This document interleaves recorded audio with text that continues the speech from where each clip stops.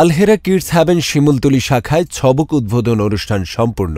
গাজীপুর জেলার শিমুলতলীতে Alhera global education foundation পরিচালিত Alhera kids haven Shimultali শাখায় ছবক উদ্বোধন অনুষ্ঠান গতকাল রবিবার উৎসবমুখর পরিবেশে অনুষ্ঠিত হয়েছে।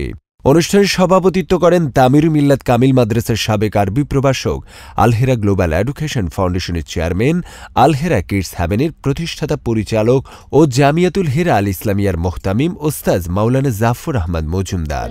যে আপনার সন্তানকে কোরআনের মাদ্রাসায় কোরআনের হাফেজ বানানোর জন্য, কোরআনের আলেম বানানোর জন্য রব্বি করিম যদি আপনাকে কবুলিয়ত না আসতো, কবুল না করতো, জীবনও সম্ভব হইত না।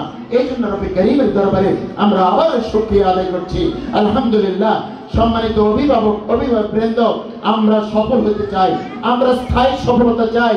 রব্বি করিম বলেছেন আমরা যে মিশন বাস্তবায়ন করতে চাই, আর সেটা রব্বি করিম বলেছেন ফামান যুহজি আনিন নার ওয়া উদখিলাল জান্নাহ ফাকাদ ফাজ।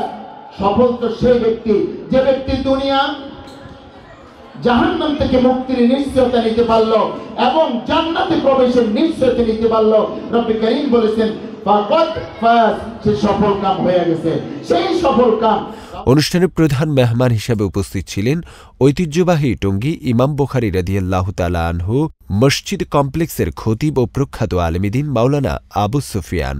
প্রধান অতিথি হিসেবে উপস্থিত ছিলেন বাংলাদেশ জামায়াতে ইসলাম গাজীপুর ২ আসনের সংসদ সদস্য পদপ্রার্থী হোসেন আলী। এছাড়াও অনুষ্ঠানে উপস্থিত ছিলেন আলহেরা গ্লোবাল এডুকেশন ফাউন্ডেশনের উপদেষ্টা মাওলানা হারুনুর রশিদ সিরাজি এবং ভাইস চেয়ারম্যান মাওলানা আরিফ বিল্লাহ।